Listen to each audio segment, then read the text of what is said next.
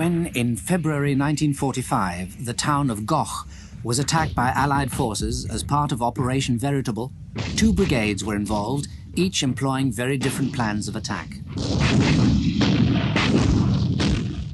Goch was a fortified town on the much-vaunted Siegfried Line.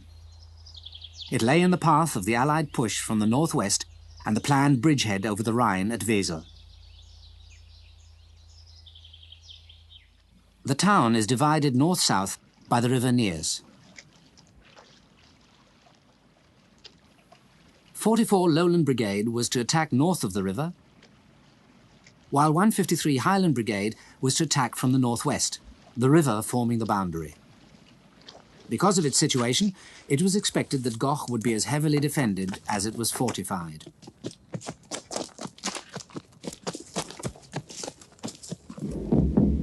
In the days and nights immediately prior to the attack, the town was the target of heavy Allied bombing raids, which reduced many of the buildings to rubble. From aerial photographs taken at the time, it was clear that the first obstacle that the attacking forces would encounter was an outer ring of anti-tank ditches. To 44 Lowland Brigade, attacking from the northeast, these ditches posed a significant problem, particularly those lying in the open ground between the wooded escarpment and the perimeter of the town itself.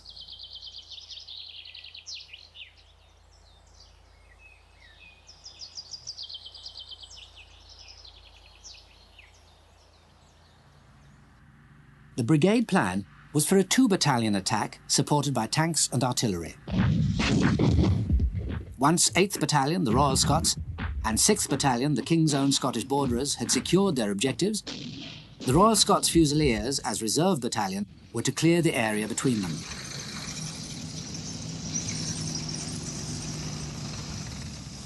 We had been fighting with Field Marshal Montgomery's 21 Army Group since June of 1944 and had been used for quite a number of specialist operations, so that we had experience and know-how to a very high level of expertise of assaulting and capturing fortified towns behind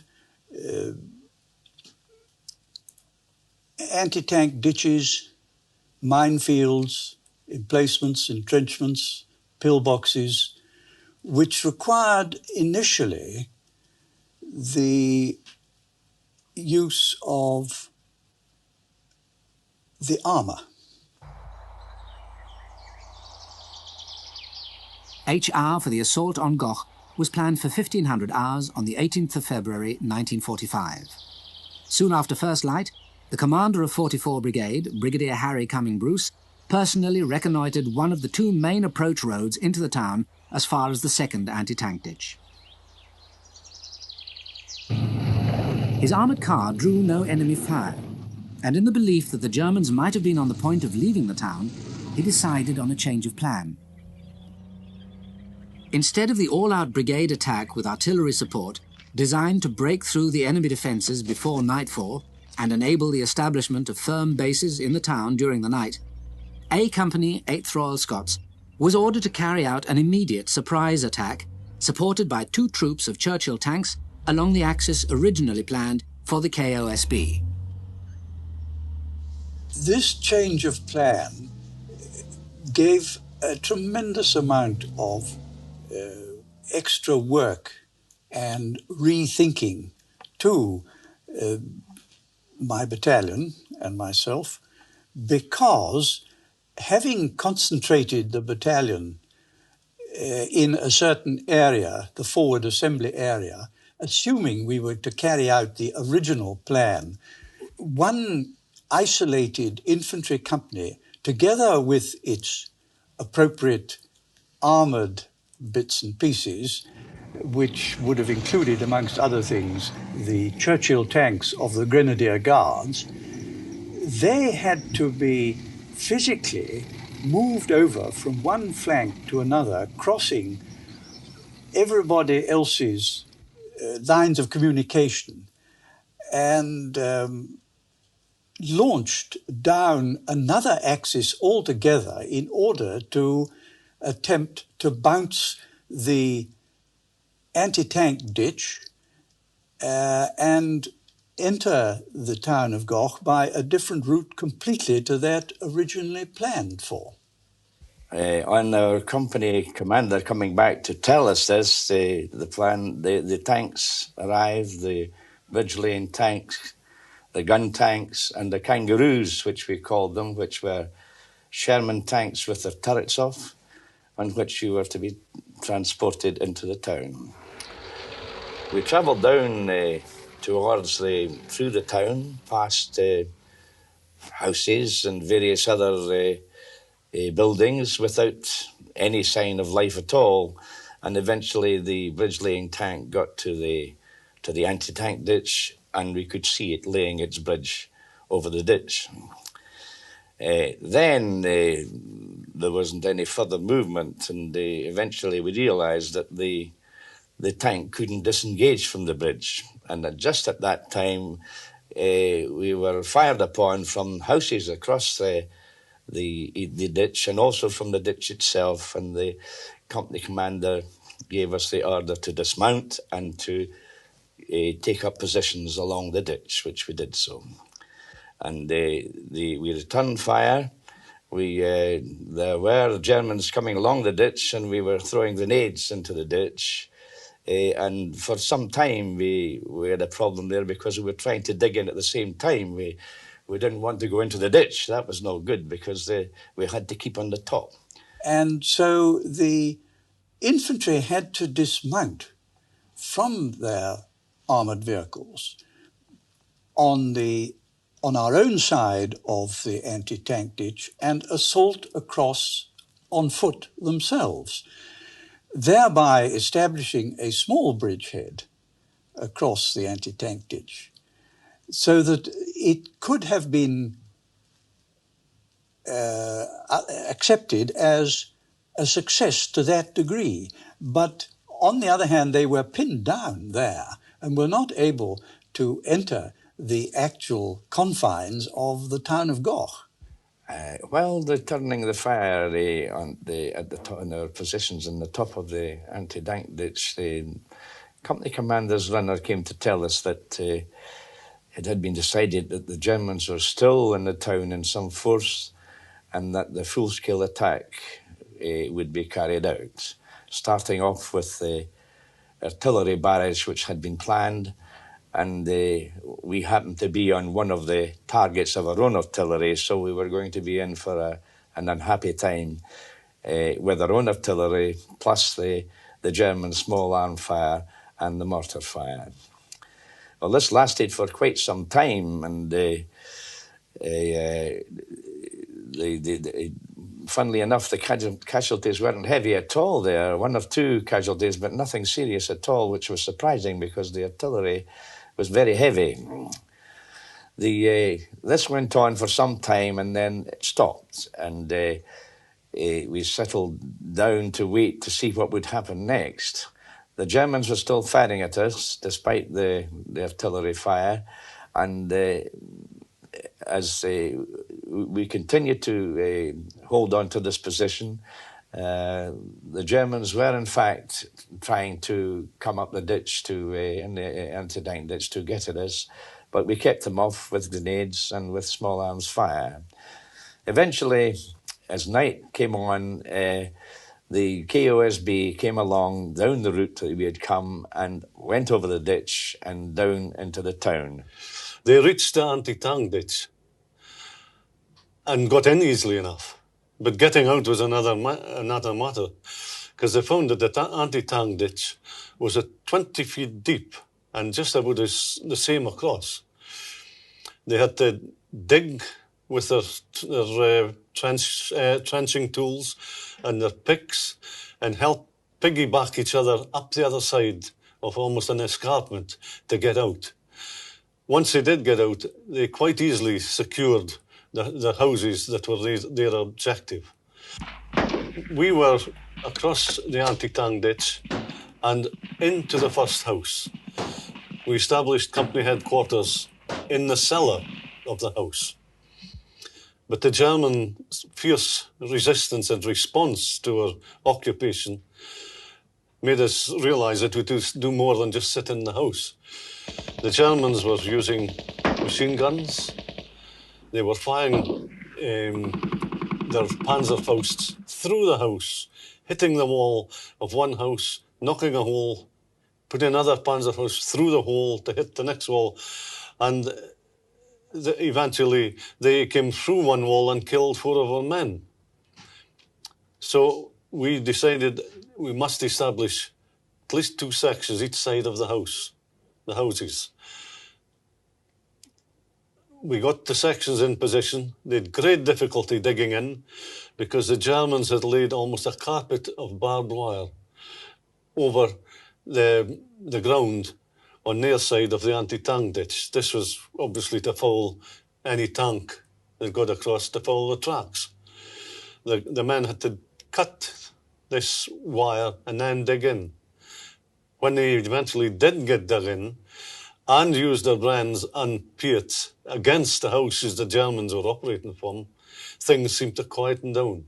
We, in fact, dominated the area then by getting these men out of houses and into slit trenches. Now, during the hours of darkness, my 3 companies all achieved their objectives and established themselves where planned. These were limited objectives by necessity, as they always are in a night attack, and the plan required their expansion as soon as it was light.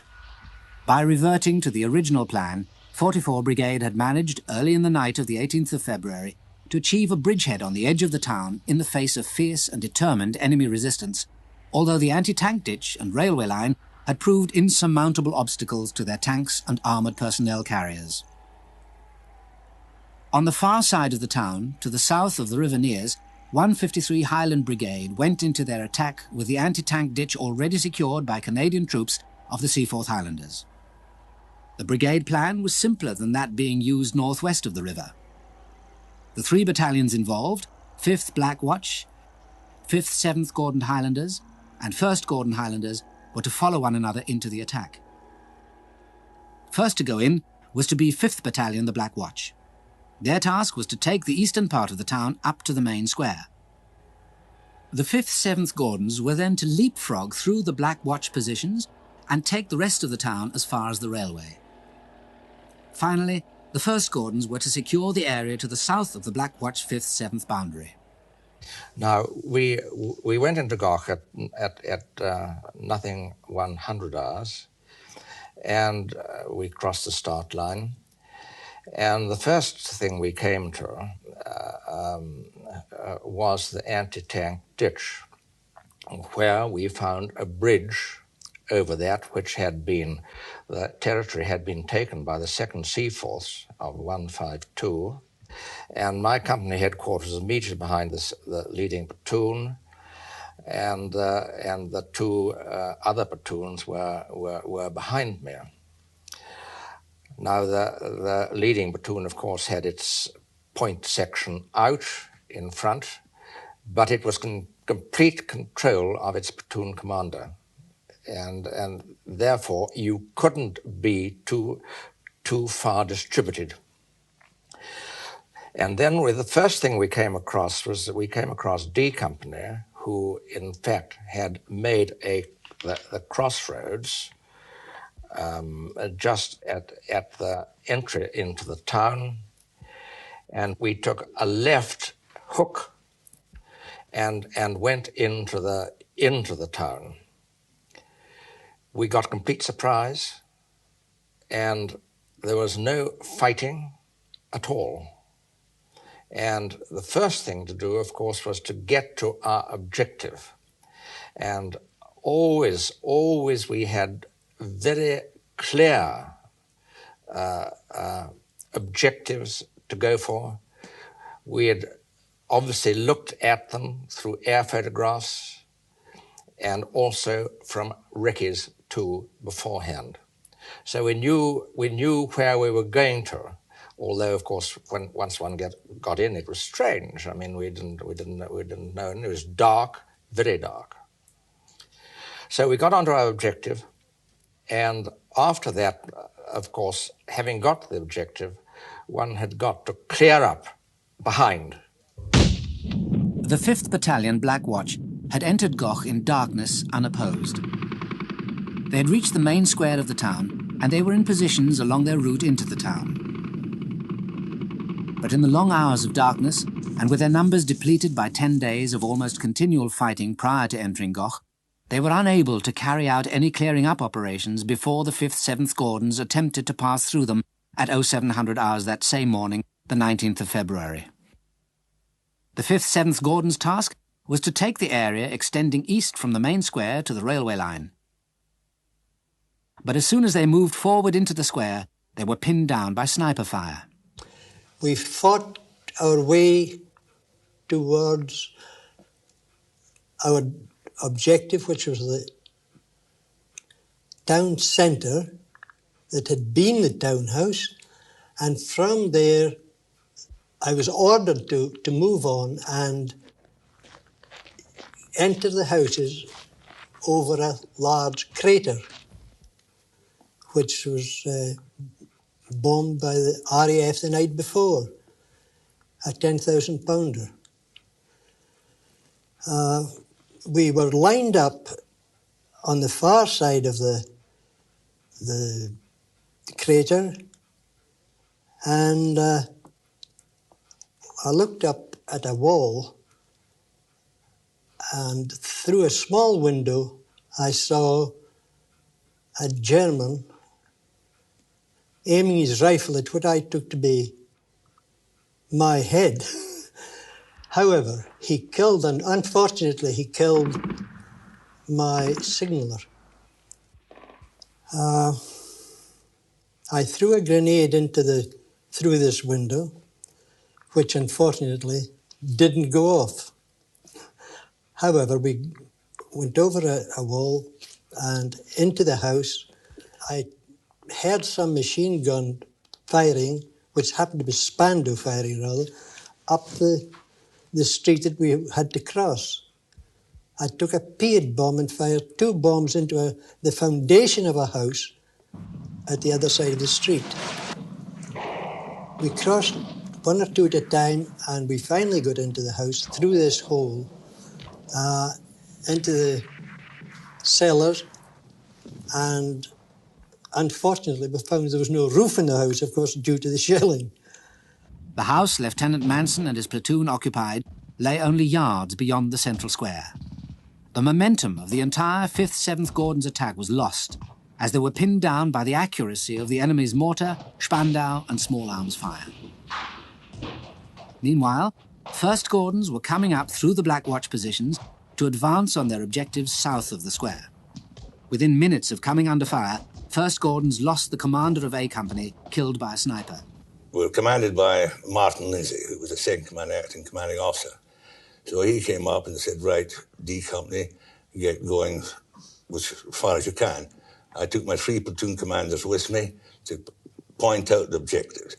It was very difficult going because there was rubble all around the place. We couldn't get tank support. First of all, they weren't right there. Secondly, they couldn't move and the grounds were all cratered. We got so far up towards our objective, came under Spandau fire, sniper fire, in enfilade. We jumped into a doorway, which could just take 4 of us, and my young officer, first action, he dropped, but he wasn't killed, but he was stunned, grazed by a bullet. We managed to clamber through the back, over some more rubble, and more by luck than good judgment, got back to our attack headquarters. A and D Company's attack down the road leading from the main square was held up throughout the rest of the day by enemy troops occupying strong points on both sides of the road.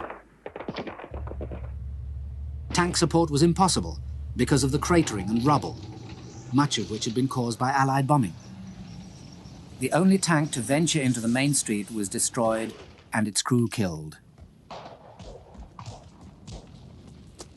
To overcome this impasse, 1st Gordon's acting CO, Colonel Martin Lindsay, brought his remaining 2 companies, B and C, into the attack from the cover of some houses on the right flank of the men pinned down in the main street. The big advantage of this move was that the streets were relatively clear, opening up the possibility of close tank support.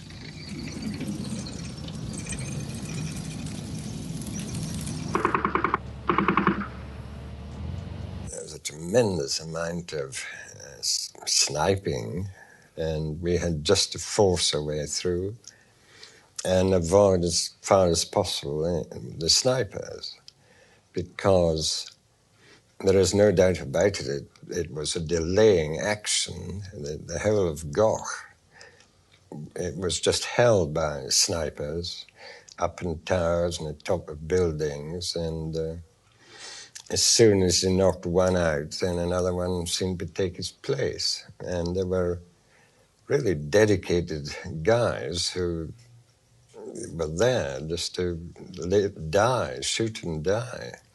And as an awful lot of them did, I mean, we called down artillery fire onto, if it was a steeple, and knocked that down, which they did very successfully. And it was just a matter of, as far as I was concerned, when C Company took their objective, then we went through, leapfrogging through C Company. And we had the support of tanks and smoke, and the gunners put down smoke. And that did help, because it was during the day. By late afternoon on the 19th of February, while the 5th 7th Gordons and 2 companies of the 1st Gordons remained pinned down in the vicinity of the main square, B Company 1st Gordons had managed to take its objective, a schoolhouse and the buildings surrounding the adjacent road junction, with few casualties. To the north of the river, that same day had begun with 44 Lowland Brigade facing the problem of getting its armour across the anti-tank ditches and into the town to support 8th Royal Scots and 6th King's Own Scottish Borderers in their task of consolidating the footholds they had gained during the night. I remember very clearly, personally, having a conference with the tank commander and deciding that together, on foot, we should find, if it was possible, to get the tanks into Goch along the existing railway line, starting along it a little way north of the anti-tank ditch. This we managed to do despite the awful weather, and of course there was no light. We were on unknown ground. The railway might have been mined. Mercifully, it wasn't. And everything went successfully, so that as soon as dawn broke, the companies occupying their objectives in Goch were married up with their supporting Churchill tanks. The old factory area of Goch still stands, much as it did in 1945. Throughout the night of the 18th of February, the enemy had pinned down D Company of the 8th Royal Scots in the adjacent marshalling yard. But with the arrival of the tanks, the resistance from these buildings was short-lived. And by midday on the 19th, the whole of the 8th Battalion sector had been cleared.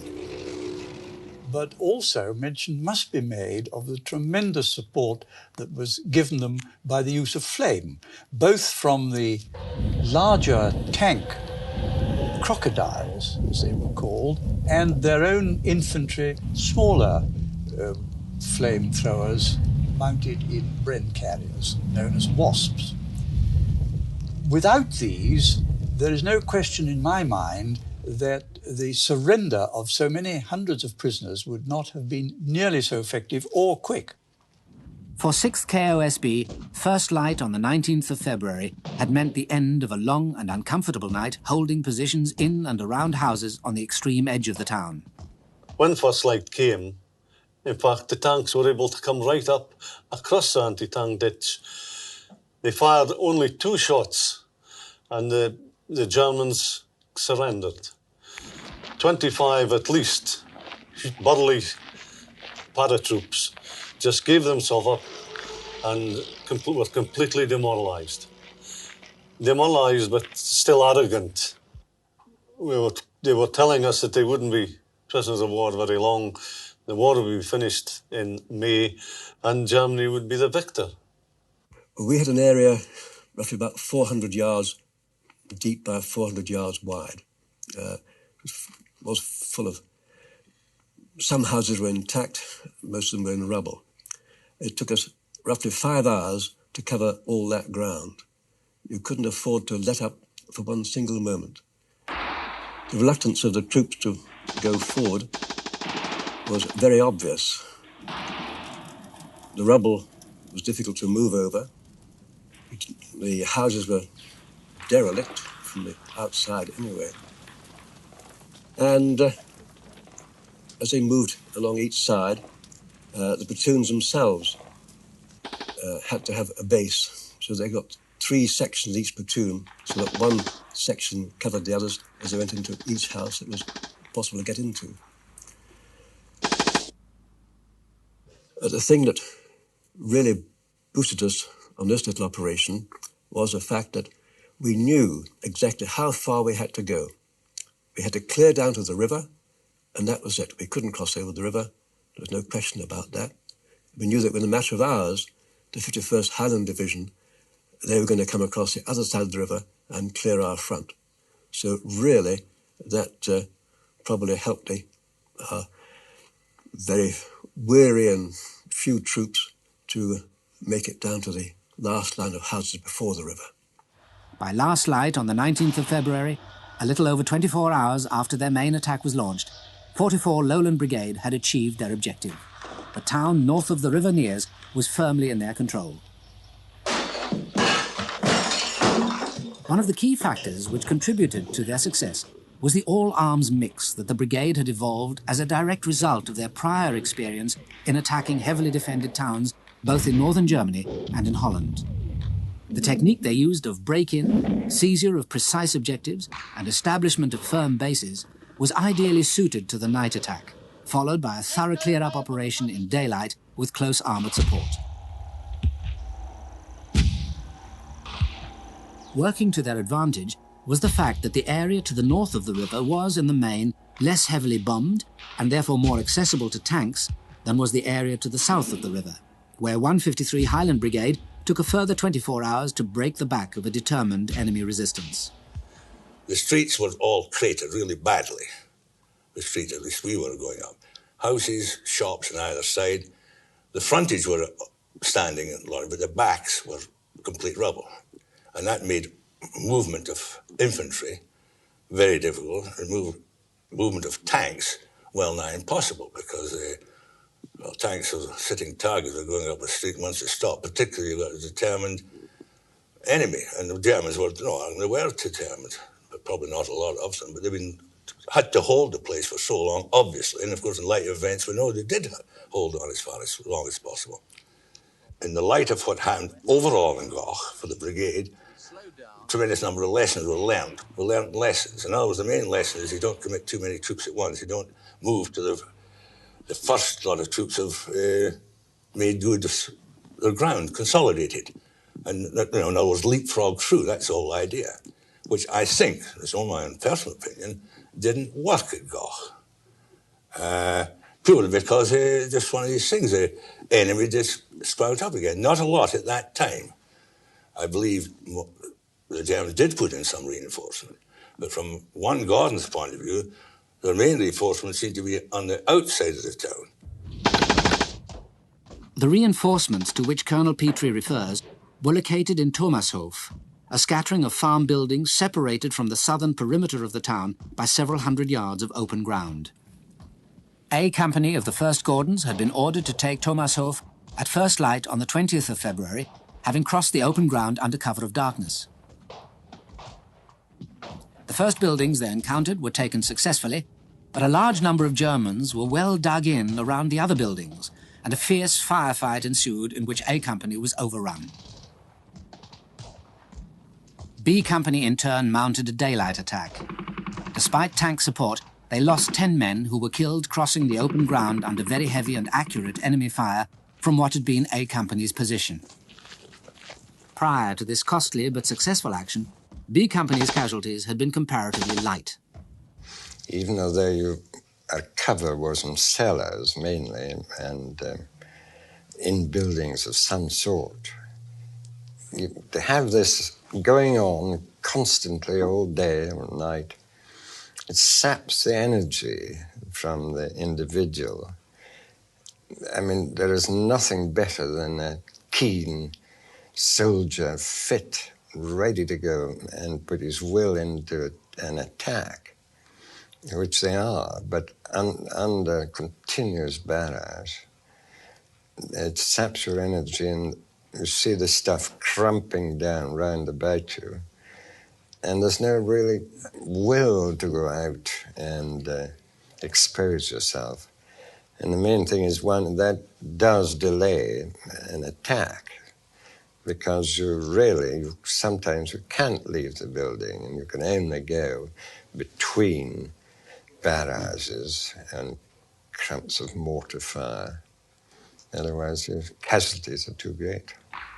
During the Battle for Goch, 153 Highland Brigade suffered 3 times as many casualties as 44 Lowland Brigade.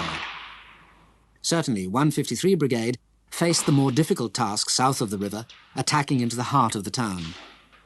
But also their plan of attack was flawed, because it depended on one battalion securing ground through which others had to pass in order to take theirs.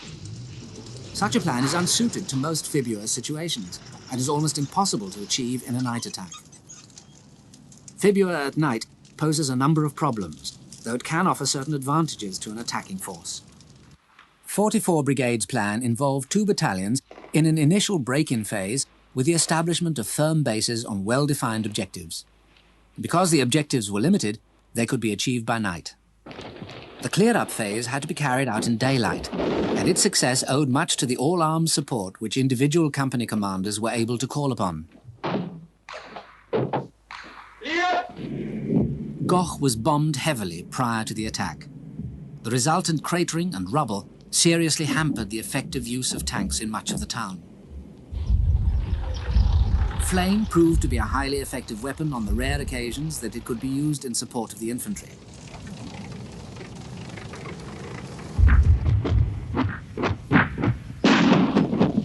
Accurate and effective artillery support is difficult to achieve in Fibua because of the proximity of opposing forces, but the continual bombardment of enemy positions was a significant factor in sapping the morale of those subjected to it. In all 3 actions, Calais, Ortona and Goch, the tank proved a highly effective but highly vulnerable weapon in close support, and its use was limited.